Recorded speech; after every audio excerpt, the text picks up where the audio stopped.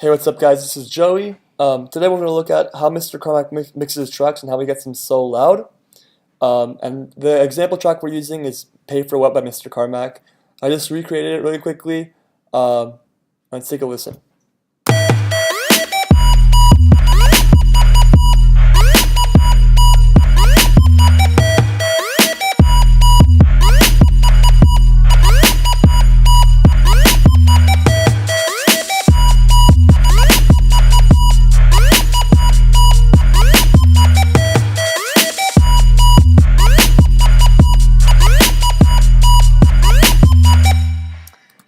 So essentially, we have 7 tracks here. We have 1 through 6, the sounds in the song, and then also the reverb track here at the bottom. That we're using as a sound. So first, let's look at these 2 tracks. The melody. Well, this is the main lead, and this is the background synth. And together, they make the melody.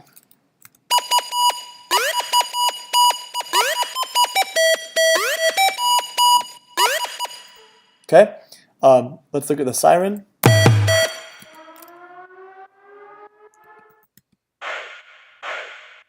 These are the background vocals, and then we have the drums and the 808, which we'll come back to in a sec, and then the reverb.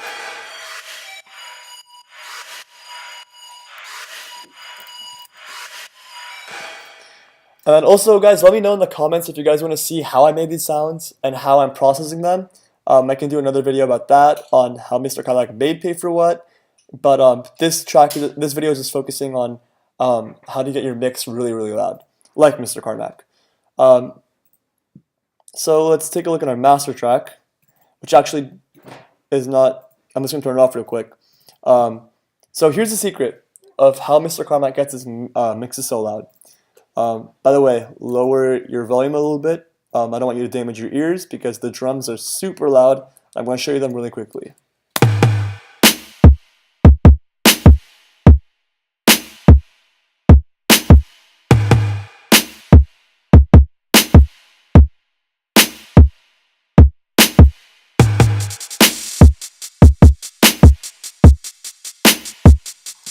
So as you probably noticed, they're clipping a ton. They're super loud.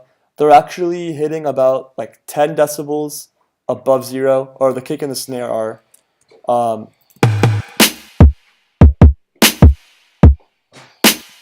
And then with that, he kind of just layers in an 808, which is pretty close to 0 decibels. Let's take a listen.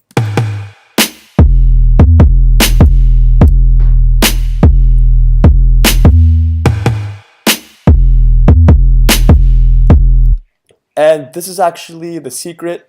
This is the foundation of his track, and this is why his track is so loud. He's actually clipping the drums in the 808, which is like the part that everyone dances to when it comes to trap music. So if you make them clipping and make them distort, everything else is clear, and it kind of has like an illusion that they're super loud. They're almost clipping the speakers, but it's just an illusion. It's actually, the whole track is actually not even clipping once we put the master on it. So yeah, that's the secret. So once you have this going,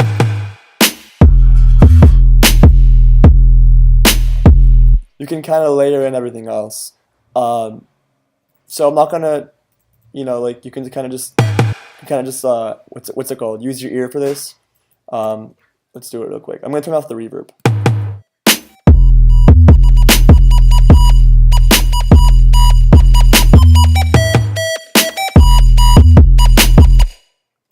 I should also mention that all of your tracks that are not your drums and your 808 should be a high pass. You basically should have no frequencies below 400. Everything 400 and below should all be cut off. Let's see, like 440. Like there's nothing going on here. Also for this track, nothing. This one's cut off at 560. This one's cut off at 400, the siren, and the haze are cut off at 400. Because once you start to bring something down there, it kind of takes away from the effect that clipping these gives. So you have I have the melody. Let's bring in the background synth.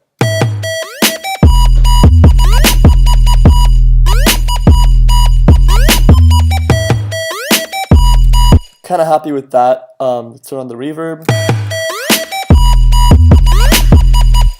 And then also, another thing you need to note when you're making tracks really loud, you need to have some elements that are quiet to kind of balance, the dynamic range. And if you make everything loud, the effect just won't work. So let's bring in the siren and the haze and keep them kind of low.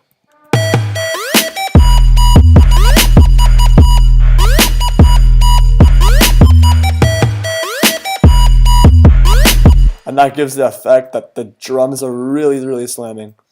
And then the master, this EQ is just cutting out unwanted frequencies. Everything above 19K you can't really hear, so might as well just take it out and get the mix louder and clip it helps when it comes to dance music because you're getting it as loud as you can, so you want to take out whatever you can't even hear. So we're cutting out 19K and above. We're cutting out 30 and below, and this is actually helping the track a lot. I'll show you in the end what this little filter does. So let's take a listen. You probably can't hear right now. Oh, you can a little bit. You can a little bit. It helps to cut out the unnecessary rumble, basically. We're putting a compressor on it. It's not doing too much. It's just cutting down the dynamics a little bit.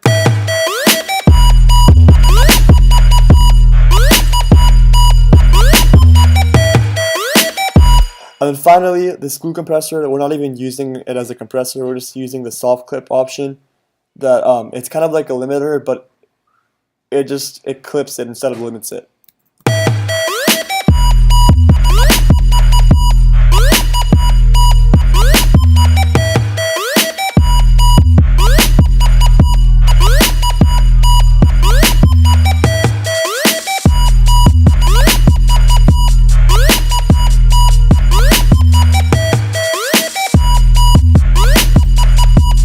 And you can even look at the master, look at this.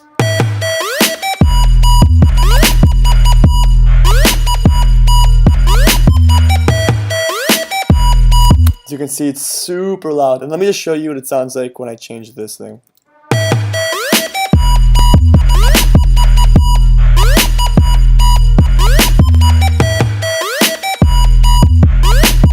I just think it makes the low end sound tighter and nicer. Just that one little thing.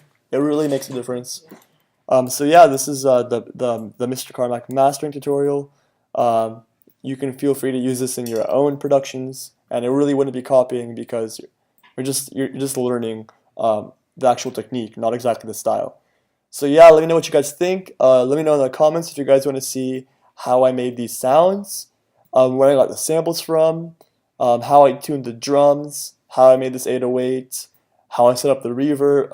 There's a lot to it. Let me know if you guys want to see all that stuff in the pay-for-what tutorial. Alright guys, take care.